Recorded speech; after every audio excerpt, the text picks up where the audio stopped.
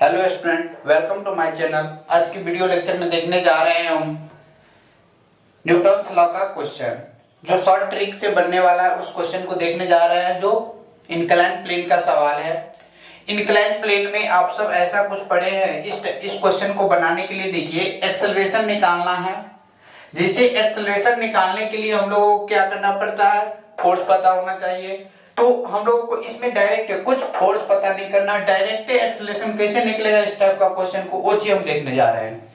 Exam में कम time रहता है, इसीलिए शॉर्ट ट्रिक निकाल रहे हैं हर एक सवाल का। ये हो गया एक्सेलरेशन अगर निकालना होगा। अगर ऐसा कॉन्सेप्ट रहता है, ए इंक्लाइंड प्लेन है और ए एंगल अगर थीटा रहता है, इसको ब्लॉक लगा रखा रहता है, तो mg नीचे क्या लगता है, mg लगता है नीचे mg। तो इधर देखिए, ये 90 डिग्री हो जाएगा पूरा, ये 90 डिग्री, ये थीटा है तो ये 90 माइनस थीटा, ये 90 माइनस थीटा। तो इधर की ओर इसका जो नॉर्मल फोर्स होगा वो mg cos थीटा हो जाएगा, mg cos थीटा। इधर का force mg sin theta, mg sin theta. उसी प्रकार से यहां पर भी वही कॉन्सेप्ट लगेगा।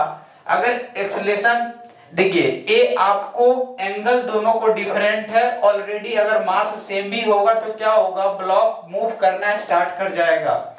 तो हम मान लेते हैं इसका एंगल थोड़ा ज्यादा है तो ए इस डायरेक्शन में मूव करेगा, तो इस डायरेक्शन में एक्सेलरेशन मान लिए। एक्सेलरेशन किसी भी डायरेक्शन में मानिए, कोई फर्क नहीं पड़ने वाला। एक्सेलरेशन अगर निगेटिव आया, इसका मतलब जिस डायरेक्शन में मानना चाहिए उसके अपोजिट डायरेक्शन में मान लिए हैं। अगर एक्सेलरेशन पॉजिटिव आया, जिस डायरेक्शन में मानना चाहिए उसके अपोजिट डायरेक्शन में हम मान लिए हैं। तो ये हो गया, ये एक्सेलरेशन इस डायरेक्शन में मान लिए। अब यहां पर क्या लगेगा, ये mg लगेगा नीचे डायरेक्ट mg, जिसे यहां पर समझाए हैं। ये हो जाएगा हम लोगों को m2g, और ये m2g sin फाई, और एक हो जाएगा m2g cos फाई। यहां पर टेंशन t लगेगा, टेंशन चेंज नहीं होने वाला, ये t हो गया। अब इसका फिर से m1g नीचे m1g cos फाई, जो नॉर्मल फोर्स लगाएगा, ये नॉर्मल लगता है ना, नॉर्मल वही नॉर्मल फोर्स लगा रहा है mg cos थीटा। ये हो जाएगा क्या, mg sin थीटा। जिस डायरेक्शन में एक्सेलरेशन माने उस डायरेक्शन का टोटल फोर्स। एक्सेलरेशन निकालने का तरीका है m2g sin phi minus of, यहां पर m1 है, m1 ले लेते, m1g sin फाई था और m1g sin theta divided by m1 plus m2। यही मेरा एक्सेलरेशन दे देगा। एक्सेलरेशन का इस छोटा सा देखते हैं, इसमें कॉमन ले लेते हैं g, तो g जैसे कॉमन लेंगे तो m2 sin phi minus m1 sin theta divided by m1 plus m2 into में g। यही एक्सेलरेशन निकालने का तरीका है मेरा। एक्सेलरेशन निकालने का यही तरीका है मेरा। अब देखिए क्या किया हमने, जिस डायरेक्शन में एक्सेलरेशन था उस डायरेक्शन का पूरा फोर्स ले लिए, उसके अपोजिट डायरेक्शन का पूरा फोर्स कर देना है, टोटल फोर्स सब्ट्रैक्ट कर देना है, डिवाइडेड बाय टोटल मास। यही हम लोगों को दे देगा क्या, acceleration of the system, system का एक्सेलरेशन दे देगा। अब अगर इस पर सवाल अगर पूछा जाता है तो कैसे पूछा जाता है, ध्यान से देखना है। जैसे ए 90 डिग्री एंगल दे दिया,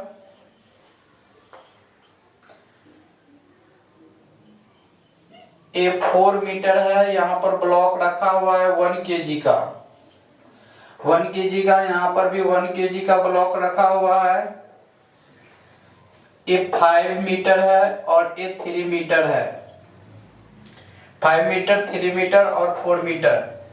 अब यहाँ पर एंगल नहीं दिया हुआ है, जबकि मेरा सिर्फ साइड ही दिया हुआ है, तो वो साइड दिया हुआ है तो वो हम कैसे निकालेंगे? जैसे यहाँ पर वही पुली लगा हुआ है और इस सिस्टम का एक्सेलरेशन पूछ रहा है। बहुत इंपॉर्टेंट क्वेश्चन है, ये चीज ध्यान से देखना है। आप सब पढ़े होंगे ऐसा ट्रिगोनोमेट्रिक,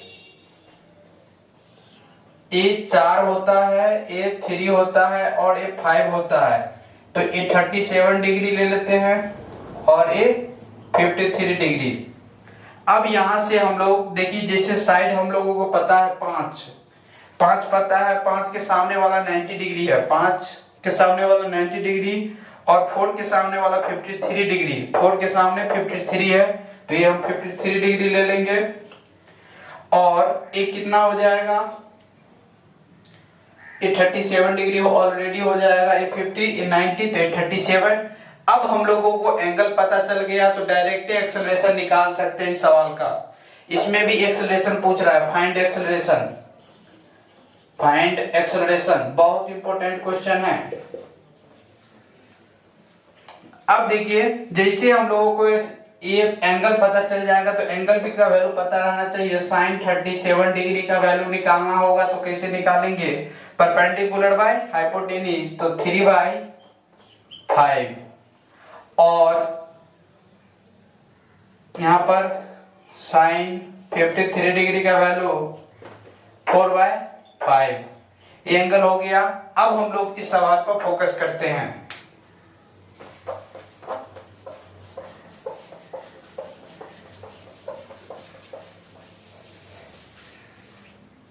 क्या हमने बताया फॉर्मूला, इस पर एक एग्जांपल है, एक्सेलरेशन पूछ रहा है। डायरेक्टिव मास को क्या करना है? पुट कर देना है। इसका एक्सेलरेशन किसी भी डायरेक्शन में मान सकते हैं हम। एक्सेलरेशन इस डायरेक्शन में मान लिए, जैसे इस डायरेक्शन में माने तो क्या हो जाएगा? मास है, इसको m2 मान लेते हैं, ये 37 डिग्री है, तो मास 1 इंटू साइन 37 डिग्री। ये हम लोगों को एक्सेलरेशन निकाल रहे हैं सिस्टम का, इसका तो -a1 और साइन 53 डिग्री इंटू जी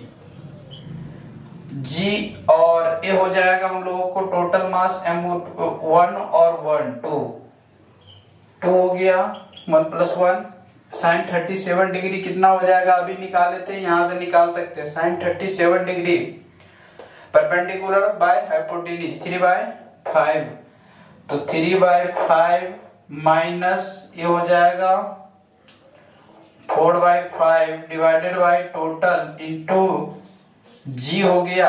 अब ये 2 हो जाएगा, डायरेक्ट इसको जैसे सॉल्व करेंगे तो ये हो गया हम लोगों को 5 3 - 4 इंटू जी डिवाइडेड बाय 2। इसको सॉल्व करने के बाद हम लोगों को आ जाएगा कितना? -1/5 और डिवाइडेड बाय 2। जैसे इंटू जी रहेगा, इसको सॉल्व करने के बाद पलटी मार देंगे तो ये हो जाएगा -g डिवाइडेड बाय 10। एक्सेलरेशन पूछ रहा है तो मीटर पर सेकंड स्क्वायर आंसर। ठीक, ये बहुत इंपॉर्टेंट क्वेश्चन था, इंक्लाइन प्लेन का क्वेश्चन, बहुत इंपॉर्टेंट, जो कि शॉर्ट ट्रिक से हम लोग देखे हैं। क्या करना है इसमें? जिस डायरेक्शन एक्सेलरेशन मानेंगे उस डायरेक्शन का टोटल फोर्स माइनस उसके अपोजिट डायरेक्शन का टोटल फोर्स कर देना है, टोटल मास से डिवाइड कर देना है, वही मेरा एक्सेलरेशन हो जाएगा। ठीक, थैंक यू वेरी मच।